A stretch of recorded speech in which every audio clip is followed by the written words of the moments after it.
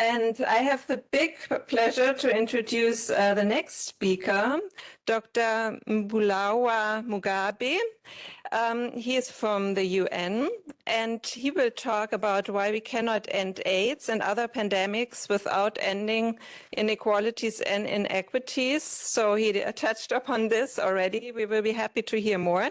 First, a little bit about his background. I had to shorten it a bit because it's really impressive. Dr. Mugabe joined UN in 1989 already, and he is now a special advisor for HIV and pandemics at UNAIDS Global Center in Geneva in Switzerland. He came to us from South Africa yesterday directly, so a very long way, and we are extremely grateful to have him here. He was before, until 21, UNAIDS country coordinator in South Africa. He actually established that country office in 2002. He was the first UNAIDS country coordinator for South Africa, and he was also then the director of country impact and sustainability department in headquarters in Geneva. And additionally, he worked for UNICEF in Botswana and Uganda. He's actually a citizen from Botswana. And prior to joining the UN, he was a senior research fellow at the National Institute of Research in Botswana, and he has a Master of Science and a PhD in medical sociology from the University of London and from Botswana. So we're really happy to have you here and hear about your experience, what we can learn also from AIDS and other pandemics in this regard. So the floor is yours.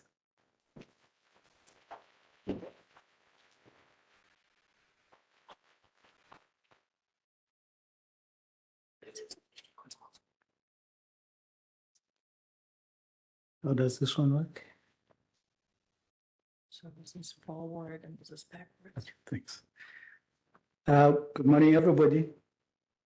It is indeed my pleasure to be here and to have been invited to speak on behalf of UNAIDS. As a matter of fact, Germany is the current chair of the UNAIDS board as we speak this year. But I also just want to say that what I intend to do is to give some perspective from a joint program of the United Nations on how we have actually been dealing with the monitoring and mobilization of both political will, scientific knowledge, and technical support to respond to the AIDS epidemic. So I hope that I can give some perspective from this. And when you talk about UNAIDS, we essentially are talking about 11 UN agencies. We are a joint program of 11 UN agencies. In other words, we bring together the resources and funds from these 11 agencies, from the health group, the WHO, UNICEF, UNFPA, to the development groups, UNDP and others.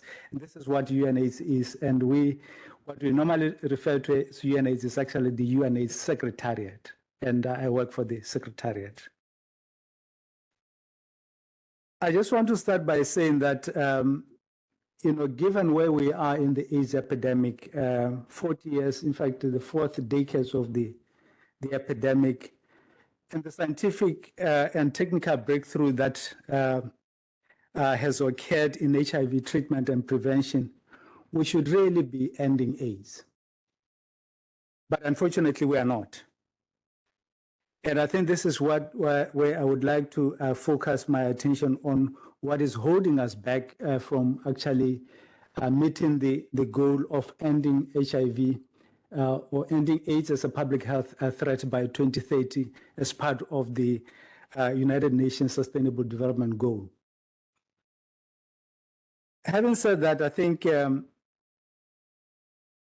past 2 years, we have seen multiple and overlapping crises that actually rocked the world and have also had devastating impact on people affected and living with HIV.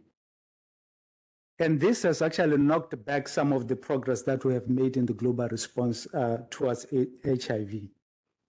But I must also add that even before this crisis, particularly COVID, occurred, we were already actually showing signs of a faltering global response for HIV. And we're in danger of not meeting the targets that have been set for us. So UNAIDS was actually, the way I intend to arrange my presentation is to talk about the HIV epidemic today, just very briefly, and the regional and country estimates, the burden, the service coverage, and the targets. And also talk a little bit about the progress that we are making towards the targets of 2025. And then also spend a bit of time talking about the inequalities lens and the Global AIDS Strategy 2021-2025. And then I hope that I will end by talking about some of the lessons that HIV has for current and future pandemics going forward. So UNAIDS established a new programmatic targets as part of their new global strategy, which basically seeks to achieve the goal of eliminating AIDS as a public health threat by 2030, so that we can meet the targets, as I said. And to achieve this, the target would be to bring us to the goal of reducing new infections and death by 90% between 2010 and 2030. That's the goal that we're seeking to achieve. So where are we today with the global epidemic? We can see clearly that, in fact, while there has been progress in the global AIDS response, there still remain major challenges. In fact, you can see we are far from the target that we have set ourselves as part of the Sustainable Development Goals. And just to emphasize the fact that HIV is still an ongoing pandemic today. It's not a pandemic of the past, it's a current pandemic. And if you look at, for instance, the number of new infections that we record globally, each day, in fact, this actually frightening figures. So we really need to get this, pandemic under control.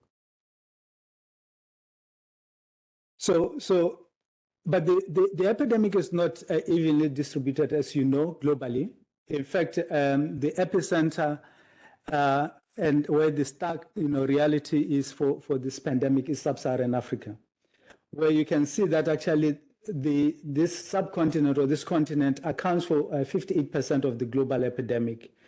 And also you can see the distribution of this epidemic in this region, where in fact almost 48% of people affected are women, and 31% young adolescent girls and young women 15 to 24. So I think this slide I will skip, but it just again shows the distribution of the global pandemic. Oops. And just the point here to make is that while, in fact, most countries actually have gotten new infections under control, we have now recently, actually, data shows that actually there are regions that are now beginning to show a significant increase in new infections. And these are regions like, for instance, Middle East and North Africa, Eastern Europe and Central Asia, and Latin America. And infections are actually on the rise instead of actually declining, as we are seeing in other parts of the region. So that's why this pandemic still continue to need attention. You can see from this slide again the changes in HIV infections by region, and you can see that, for instance, you have the point I was making is that while you have other regions and sub-regions actually having the pandemic going down, we have these other regions where, in fact, East Europe and Central Asia probably has the steepest rise in new infections as we speak.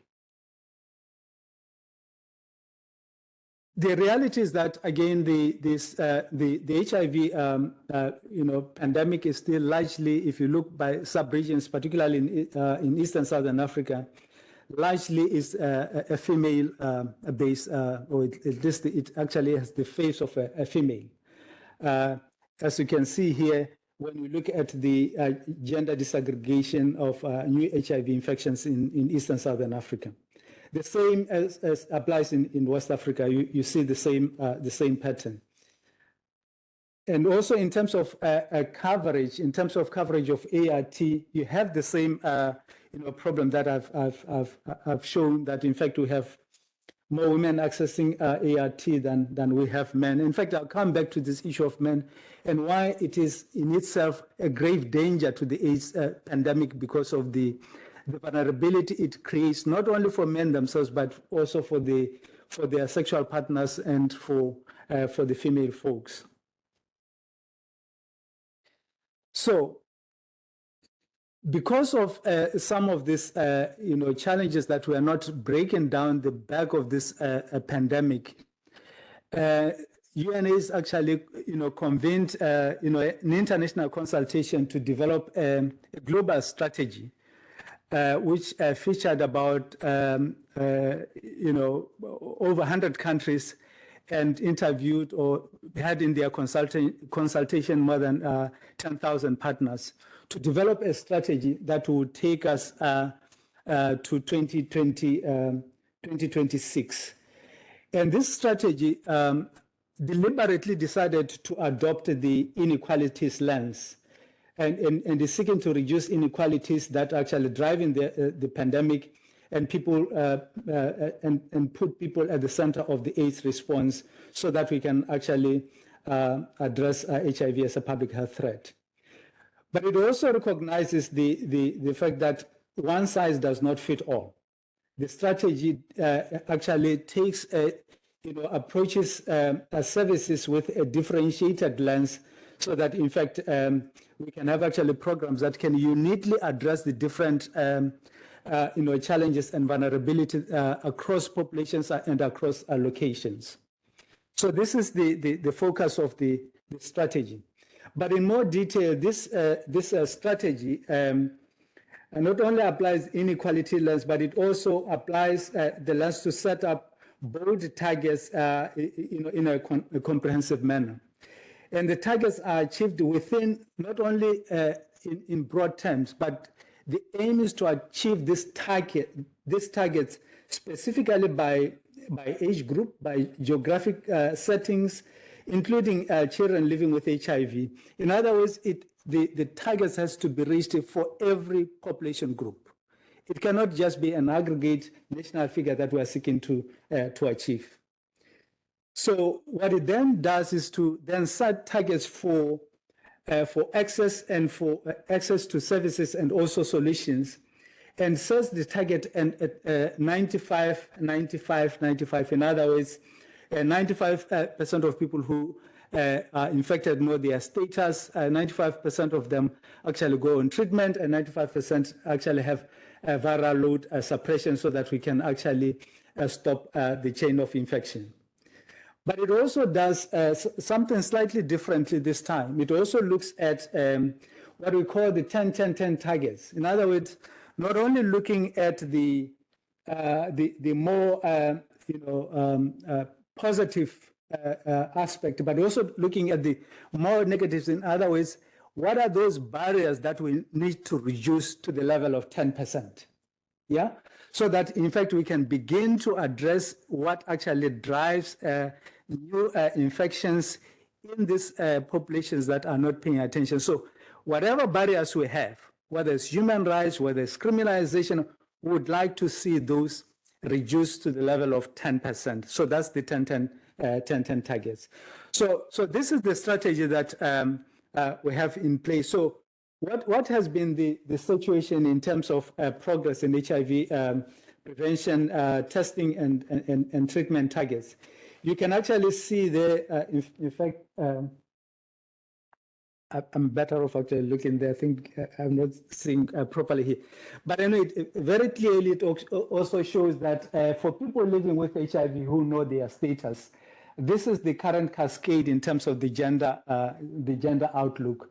And again, women are doing more, at least better in treatment and access in treatment than their male counterparts. But again, as I said, there are regional variations in this. In other words, not every region is actually experiencing the same in terms of access to services. And you can actually see, for instance, in regions like the Caribbean and Western Central Africa and North Africa, in fact, some of the regions actually still lagging behind, generally speaking, in terms of the cascade. So one other example I just wanted to give was in the area of children. Why do we today have children still getting infected by HIV? Where, in fact, in the global north, in fact, mother-to-child transmission has virtually been eliminated. So why are we still having regions in Africa and other parts of the world actually still having this problem? And if you look at the data, also shows that very clearly there are areas that we need to look at in terms of what actually cascades some of these. For instance, the newly infected, if you look at this bar charts, it shows you where, if programmatically you want to act, where do you want to put your efforts? You have to look at where the gaps are in terms of mothers who do not receive ART during pregnancy and breastfeeding, and the level of infection that we have in that group, so that you can then tailor-make your program in terms of actually addressing some of these underlying problems. I also just wanted to give an example of the distribution in new infections in terms of the different population groups, particularly what is actually commonly known as key populations: sex workers, people who inject drugs, gay men and men who have sex with men, transgender women, and so on and so forth. Again, if you look at the picture that emerges, it's very clear that at least the estimation are that, in fact, key populations account for about 5% of the global population.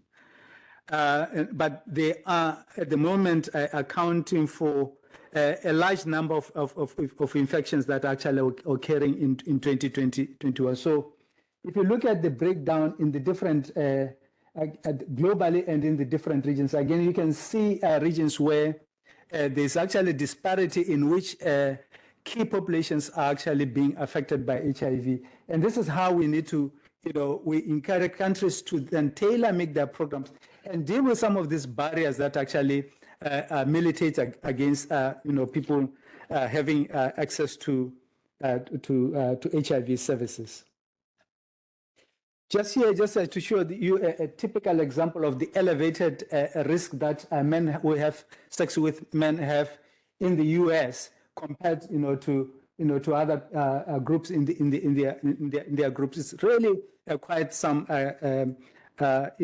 shocking, aspect of vulnerability that we're dealing with. As I said, men are actually, lagging behind, generally speaking, in terms of the testing, treatment, and viral load cascade, across the world. You can actually see, from this slide. And I also just wanted to show the same in terms of how they actually compare with women in this age group. This again shows the coverage of men and women on ART by regions, and again you can see that we have major regional disparities that we need to address in terms of how people experience and access services, particularly what is actually happening to men. So why are men particularly important for us? I know that today you probably get a reaction that why do you want to focus on men when we still have to deal with the gender imbalance and the vulnerability that it brings? One of the reasons why it's important to deal with this issue of men is that their meaningful involvement is actually important for us to achieve the targets. But also men need to be, to be a part of what we are seeking to do not only for their own sake, but also for the sake of their partners, their families, and communities, because we need to reduce HIV incidence in men. And by doing so, we will reduce HIV rates among sexual and injecting partners, and also lead to further declines in vertical transmission of HIV, as I've mentioned before. So we actually need some kind of particular attention to dealing with the issue of how men experience health services, delivery of health services. Is there anything that we need to be doing around that to make sure that we are doing that, as I say again, not because we think that men are important, but they are also important for broader vulnerability that they create if they are not in treatment. So I think that's one of the take-home message that would like to.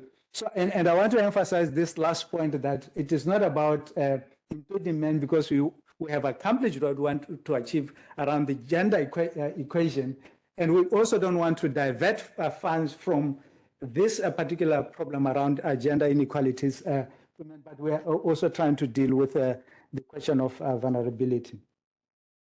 So let me just quickly talk about one of the things that the strategy talks about are some of the social enablers and some of the non-biomedical intervention. In other words, it's very clear that despite the progress that we are making in reducing infections and also putting people in treatment, we have also to accept the fact that the biomedical interventions also have diminishing returns. There comes a point where you can push them as much as you want, but if you do not address some of the societal enabling questions, then you have a major problem. That's why we need to be paying attention to discriminatory laws. And here, this slide actually shows countries that actually are still having laws that actually criminalize, transmission, some that actually criminalize transgender people, and so on and so forth. So these are some of the barriers that we need to focus our attention on to reduce, to make sure that programs are effective going forward. For the sake of time, I think I'll move fast because I also want to come back to what are some of the lessons that we are learning for broader pandemics going forward. But I think the issue of stigma, you can actually see across regions that, in fact, stigma remains a major problem that people are experiencing accessing services. And of course, there's variation. If you look at some of the countries that have been very successful in their HIV programs, these are countries that have less stigmatization, particularly in the communities, countries like Thailand, countries like Chile, and so on and so forth. But if you look at where we still have major problems, again, you look at countries like Tanzania, and you see the level of stigma that communities and key populations are experiencing. This is just an example of a slide that just wanted to show how inequalities is actually manifested when you talk about targets, for key populations in a country like Zimbabwe, for instance. It's very clear again that when you look at the way the services are being delivered to achieve the 1995 targets, and look at who is actually benefiting and who is not benefiting, this is the scale we get. I think this I've already touched upon, talking about the gender disparities and the vulnerabilities of adolescent girls and young women. And you can actually see from this map again in sub-Saharan Africa, how in fact, approximately 1 in 4 new infections that are okay in sub-Saharan Africa were among adolescent girls and young women. In other words, it still remains, a major issue of gender inequalities that we need to address.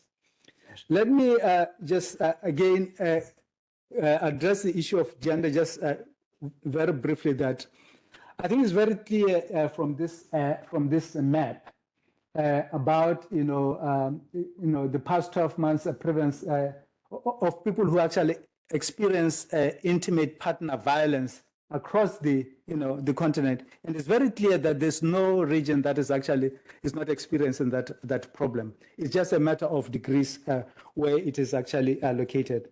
But it's clear that gender-blind programs are not effective and they do not work, and we need to pay attention to how we deal with issues of gender discrimination, addressing issues of rights as we go forward.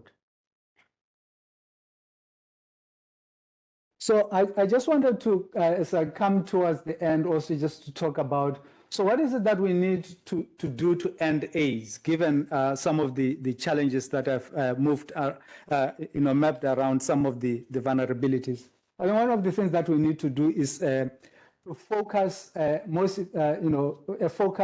focus on the most effective prevention programs at population level, and also to make sure that actually resources are not the limiting factors for us to deal with that, and also to reduce HIV disease and HIV-related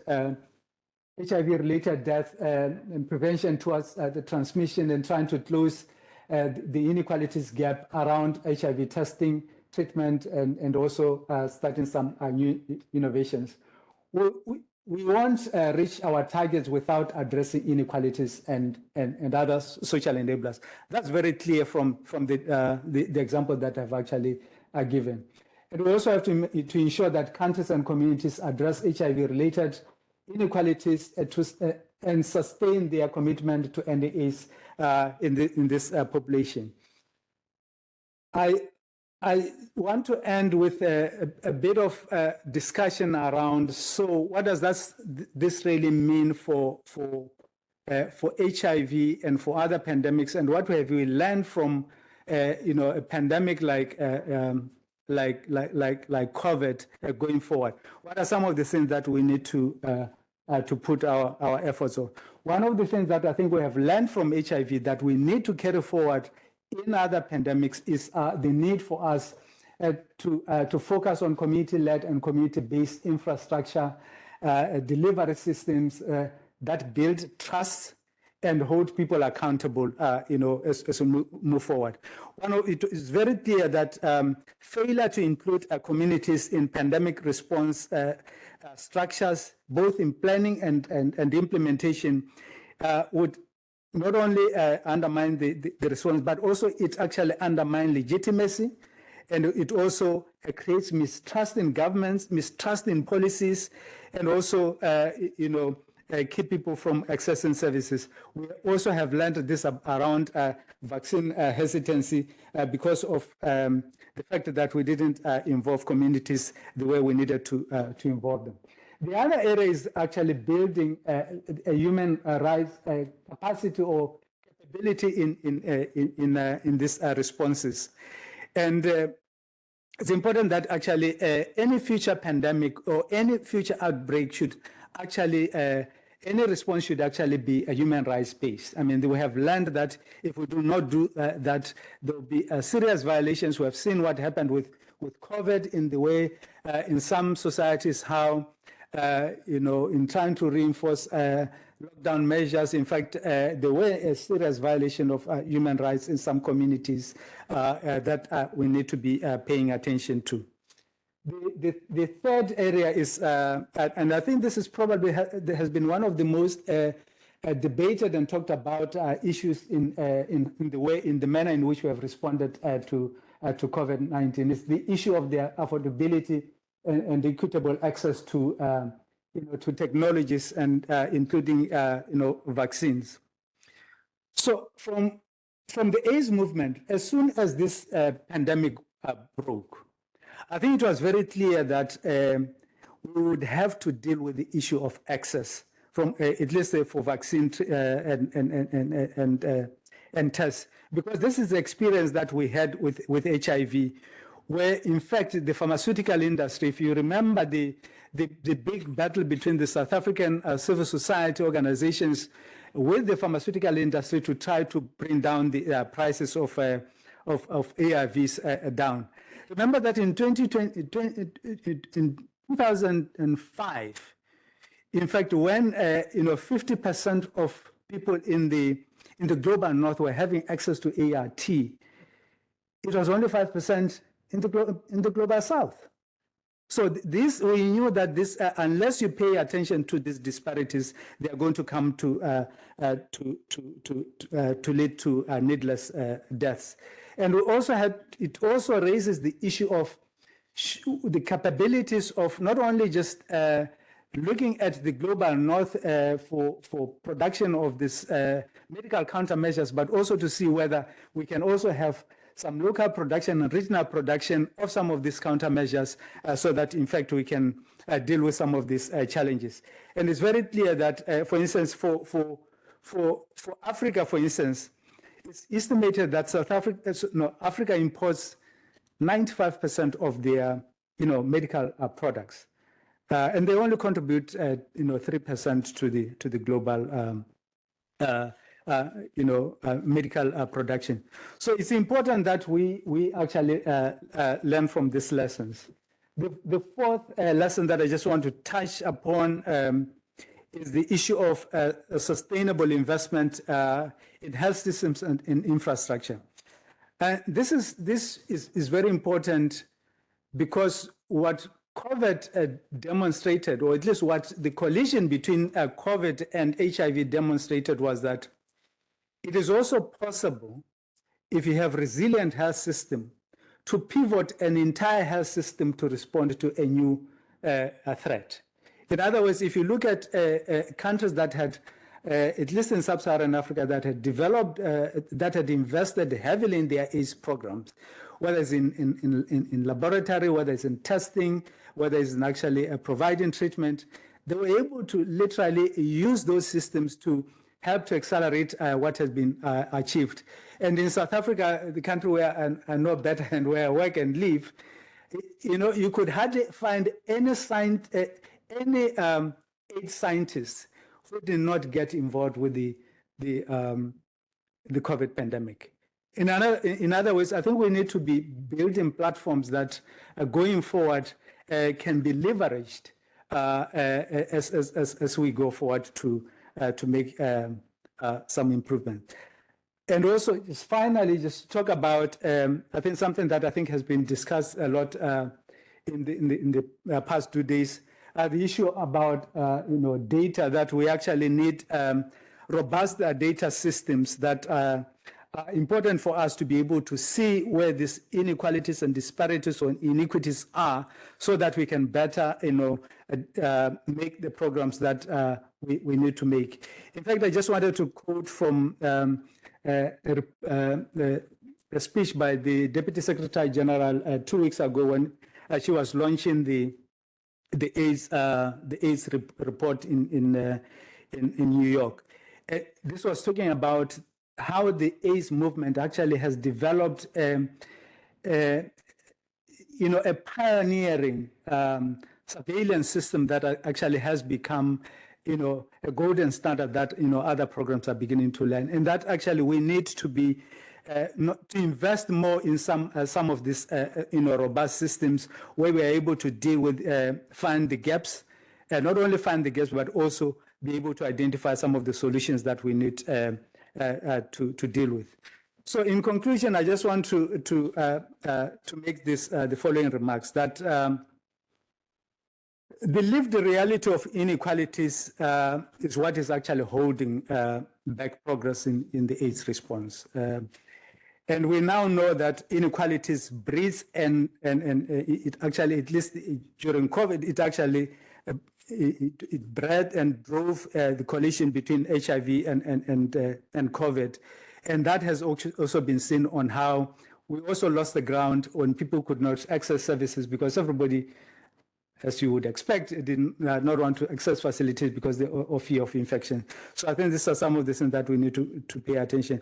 It is also clear that steps needed for ending AIDS and vanquishing other pandemics are also the same necessary steps that we'll need to prepare for future pandemics. And that's something that I think we need to be aware of.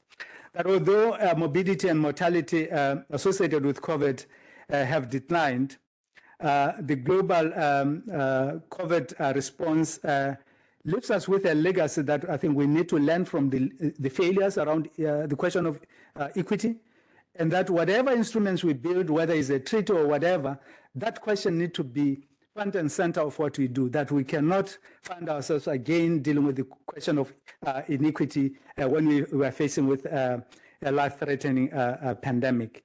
But let's also remember that finally, inequalities, they drive, they prolong, they deepen pandemics and outcomes, both in HIV and I'm sure even in future pandemics. Thank you.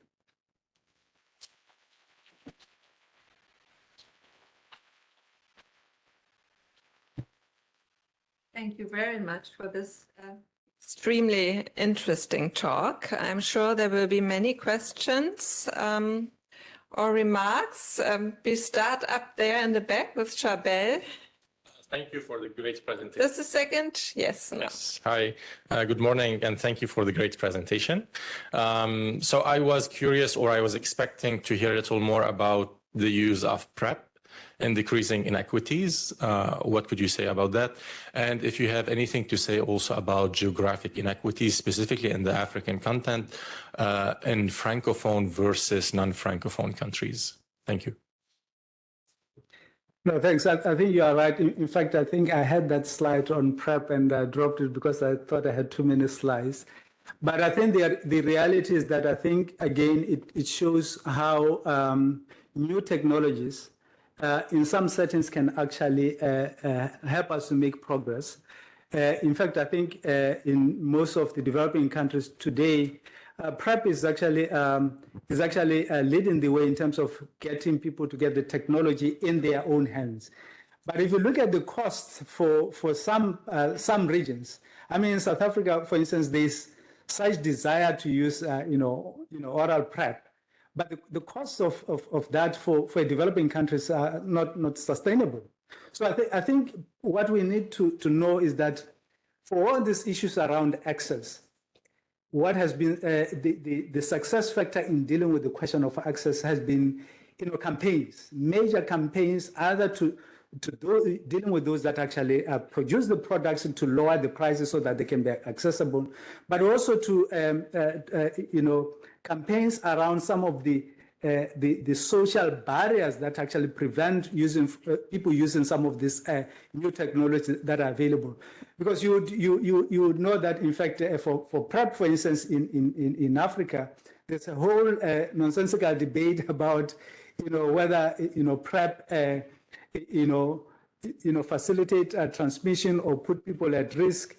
But it's all more driven by moral and religious reasoning rather than the actual practical things that we need to address. The disparity, regional disparity between the Francophone and Anglophone Africa, I think these disparities have been going on for quite a long time. But one of the key issues in Western Central Africa that has actually been a major barrier to access to services has been the question of user fees. User fees has kept people from accessing services. Whereas if you look at most of the countries in Eastern Southern Africa, hardly most of those countries are actually running programs that actually do not impose user fees, for instance, for HIV programs. They may be having user fees in other programs, but for HIV, and also because of some of the investments that global initiatives like the Global Fund, PEPFAR are putting in those countries, that has made a major difference. If you look at the 2022 impact report. Wait a minute, Charbel. If you look at the 2022 impact report from the Global Fund, only 25, so less in fact than 24% of the Global Fund goes to Francophone African countries. That's also a major, I think, driver, no? Absolutely. I mean, and again, you also know that, in fact, even I guess they would argue that the reason why they have resources going less to those regions is that resource allocations is driven by disease burden. And if you look at Eastern Southern Africa versus West Africa, the burden is actually in Eastern and Southern Africa.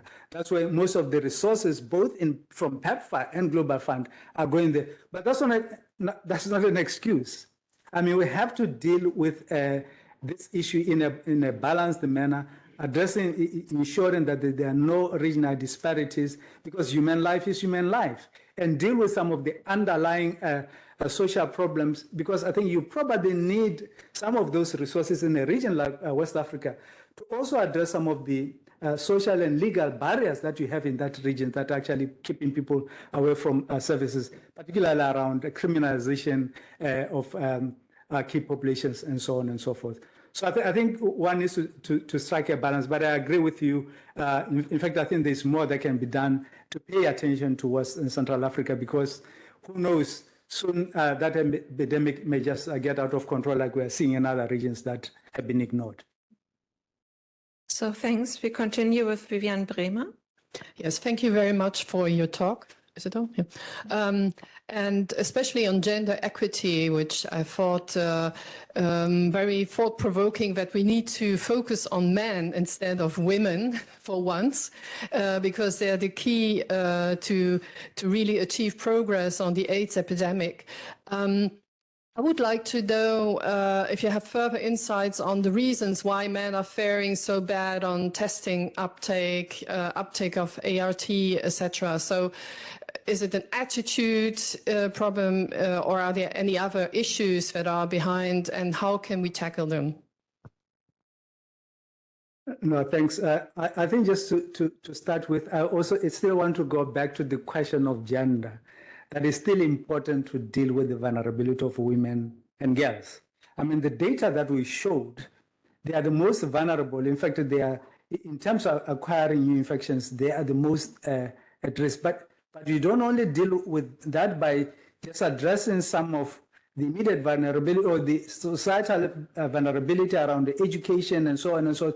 But you also have to deal with the fact that you have men who are not going to treatment, they are putting their partners and women at risk because they are not in treatment. And we know that, U equals U, it's a major breakthrough in terms of controlling the epidemic. So I think that's important. But I think on the question of men, addressing the question of men squarely and directly, I don't think it's new to HIV. I think it's new to health-seeking behavior generally, men. There has always been an issue around that.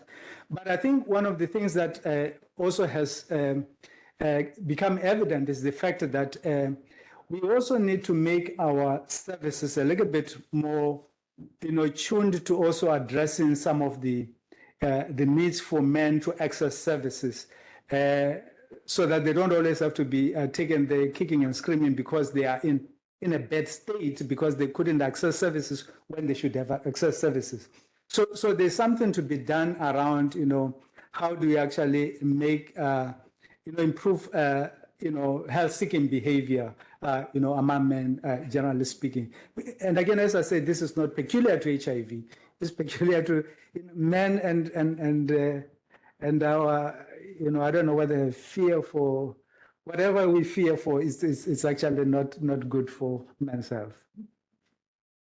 So there's one other comment in the chat first, and then there are a couple of questions in the room as well. Yes, there's one comment, not a question, in the chat by Aruna Bhattacharya. She's saying, really pertinent talk by Dr. Mugabe. Time and again, it highlighted what the pandemic showed us about gaps in our health system. Public health has prevention at its core, and all the points discussed here are for making sustainable, resilient systems and make us better aware on the inequities, both structural and otherwise. So we continue with Heide Weißer here. Hello, thank you very much for your talk. I'm wondering about a phenomenon, if you and maybe others in the room who have conducted research in health inequalities have observed the same. So we've worked a long time on HIV/AIDS, and we've made a lot of progress. But the more progress we make, we are realizing there's still a group a prevalence that we're really struggling to reduce more. And I've worked in tobacco for quite a long time, and it's a bit of the same phenomenon. We've made huge progress, and then we are trying to get smoke-free generations and 5%, and we don't get there. And that's the point where I see we start talking about health inequalities, because suddenly we realize, okay, we can't really crack this group of hard to reach, or however we want to call them. We can't break through to really reduce the rates. And I wondered if that's the case with other issues as well, and if that's maybe also a way of making a case for looking at health inequalities. Because in the later stages of fighting for something like AIDS or tobacco, I think it's not such a sexy topic anymore. So is that maybe a way to approach, and I would like to hear views from you and maybe the rest of the audience.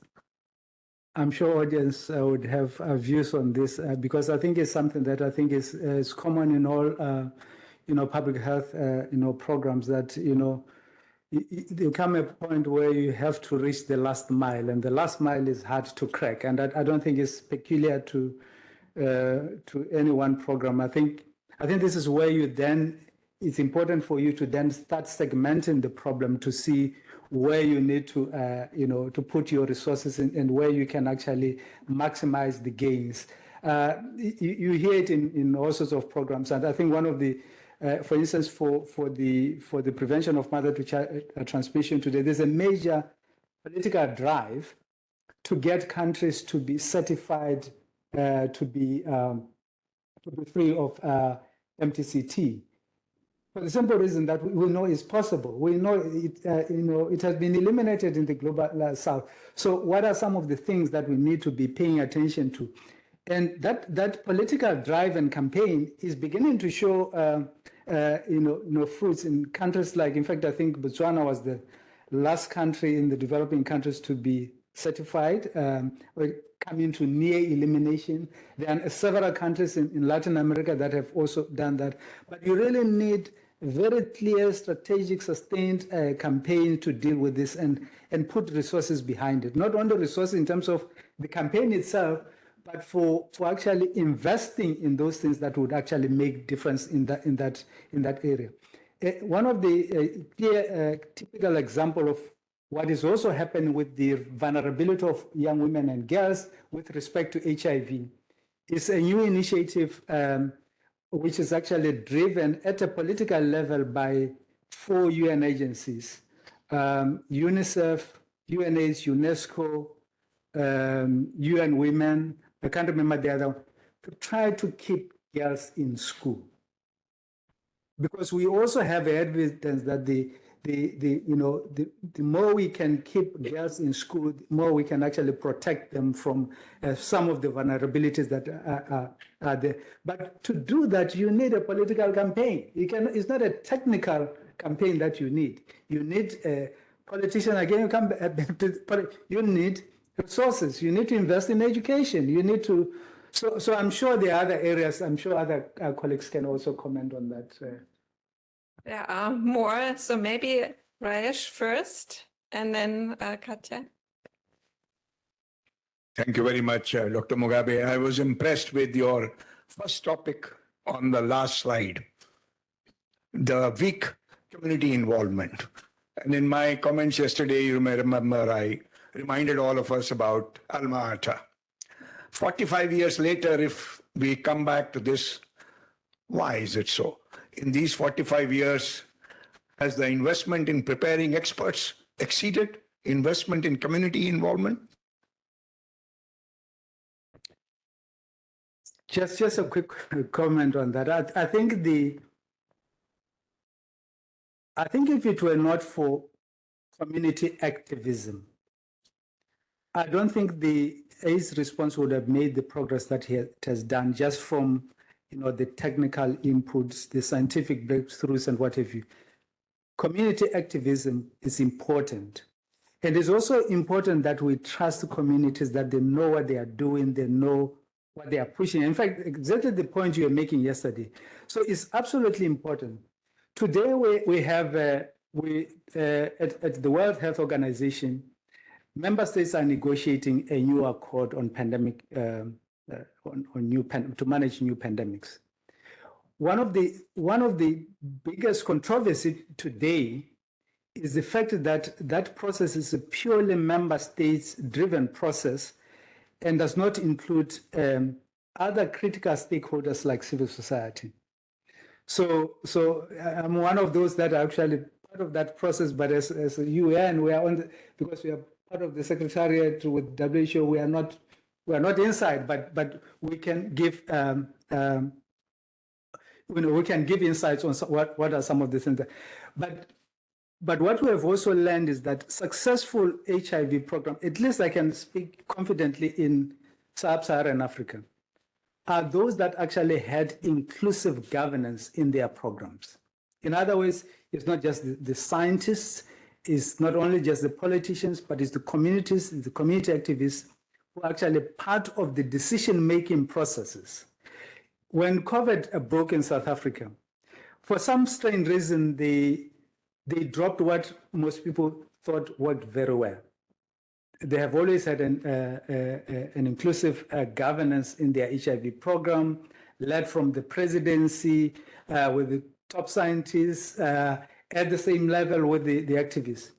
But when COVID broke, I guess because it was this emergency mode that everybody was in, the Corona Command Council in South Africa only was primarily a government setup with a scientific advisory committee, but there was nothing from the community side.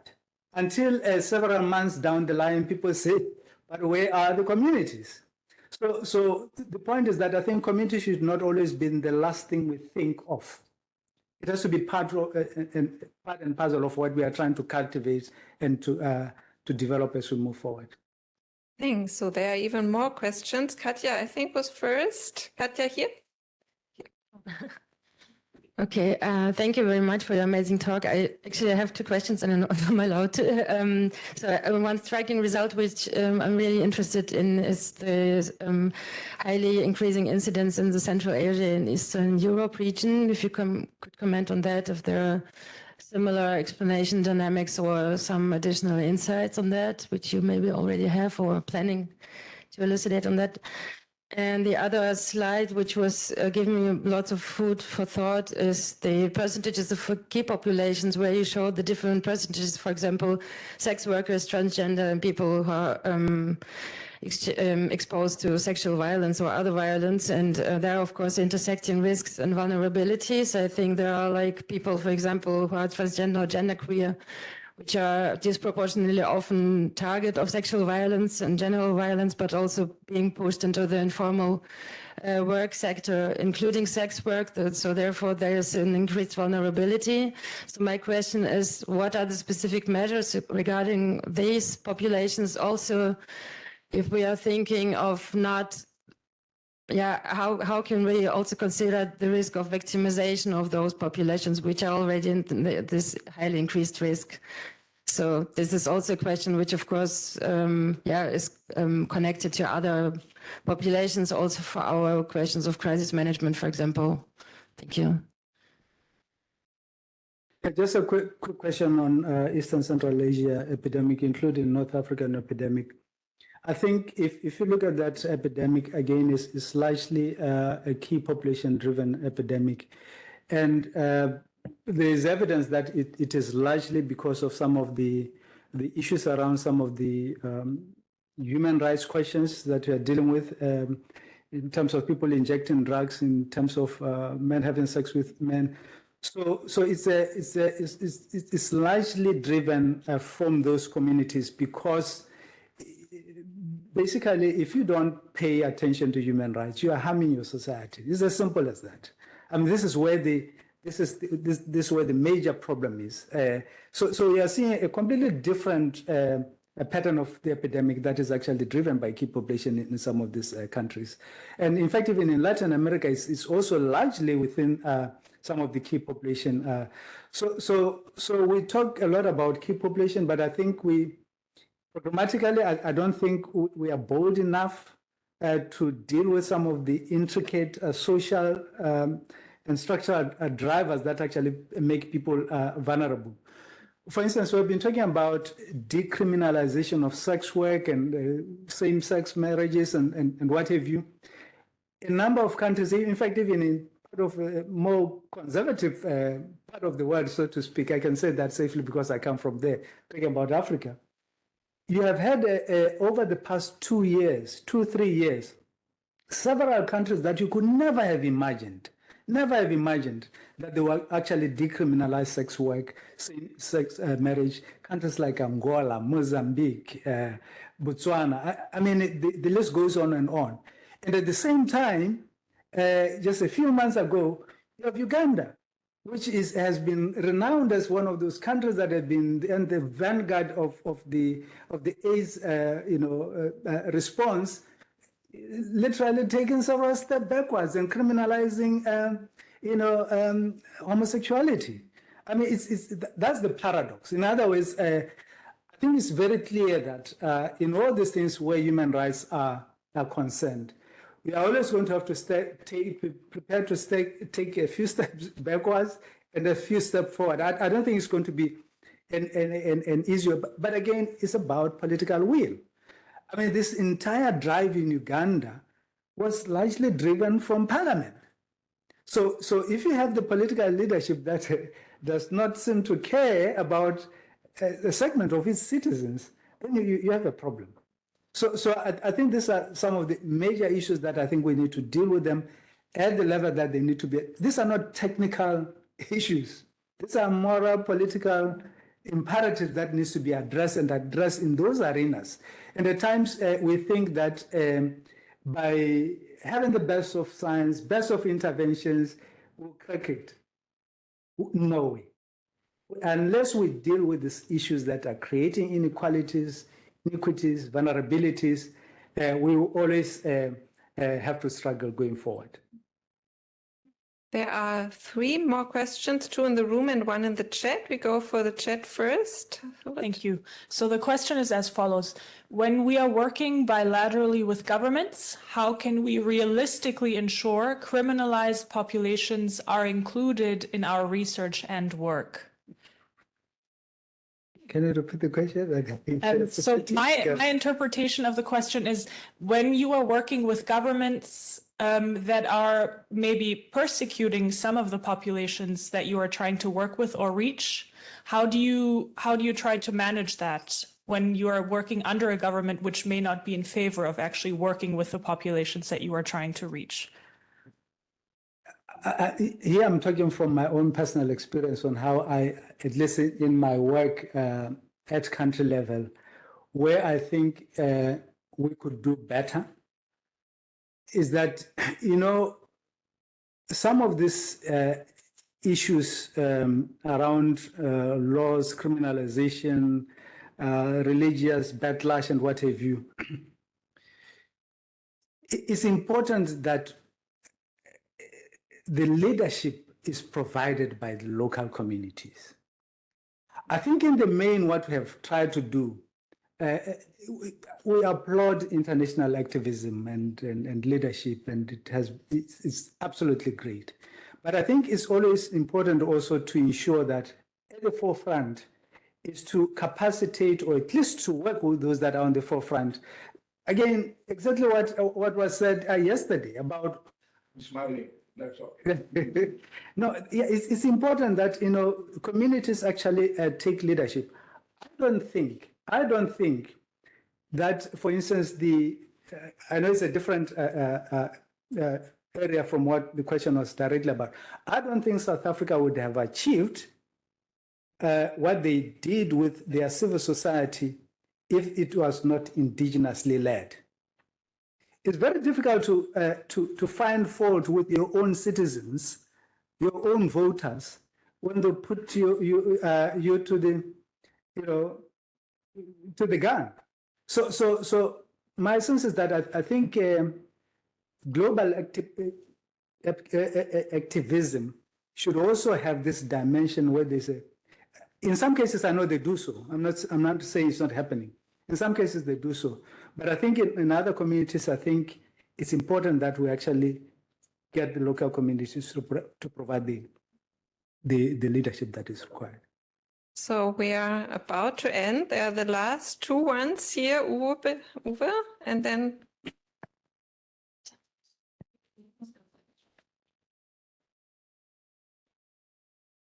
Yes, thank you for your talk from my side as well. I think it was really striking how you talked about the legal ramifications for some target groups, obviously prevent people from seeking care and from being disadvantaged. But we see within Germany, for example, in our research, that even within some target groups, some social determinants make a huge difference to accessing care and to having successful treatment outcomes. So what do you think about UNAIDS expanding their monitoring to social determinants, for example, globally across countries? I think that's a fair point. I think it's been done, but I don't think maybe to the extent that we need to do it. I think it's absolutely key. I think it has also to do with some of the limitations that you have inherently in some of these international organizations. In the level of granularity they can actually monitor at. So I think I think going forward it will be also to get the support and backing of some of these international institutions to encourage that level of granularity, because it's important that you begin to look at those social determinants, because they're always context specific. It's not one size fits all. So we need to be looking at those. That's why we have started together with our colleagues at WHO and UNICEF promoting what we call community monitoring.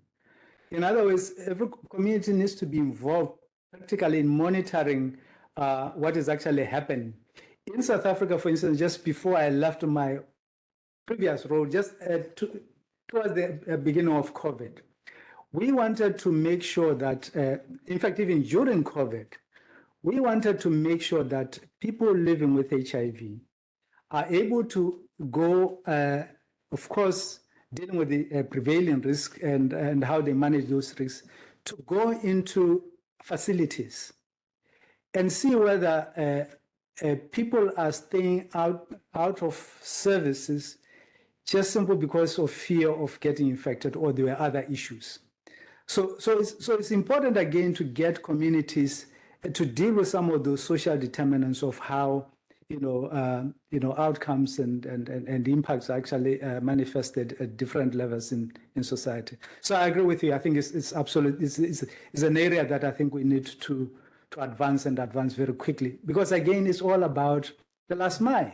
If you don't deal with that in the last mile, you will never crack the last mile. So Katharina for the last. Thanks a lot. Yeah, I just wanted to strengthen a point that you made earlier yourself, actually, about looking at the structural drivers of inequalities. I would amend the last point on your slide and really say we shouldn't just identify inequalities, but identify the root causes of those inequalities, and to really look even further upstream than on issues such as criminalization. Because what is it that in the end creates the unequal world that we live in? I mean, it's the economic and political systems, really. And as long as we don't change those, it will keep us health professionals busy forever to expose inequalities in data and to deal with it on the ground locally with the people that we care for. So just a plea to kind of maybe raise our voices as well with regards to that, because these systems that we live in, they don't only create inequalities and health outcomes, but they also drive the ecological crisis that we live in. Thank you. Just wanted to end by saying that I also hope that this invitation to this colloquium also opens possibilities for collaboration between us and the Institute here going forward. I think there are many areas we can collaborate around. You are a research facility. We need research facilities to help us to move in the different areas that we want action around. So I hope that would open the doors for us to collaborate going forward. Thank you. Many thanks, Dr. Mugabe.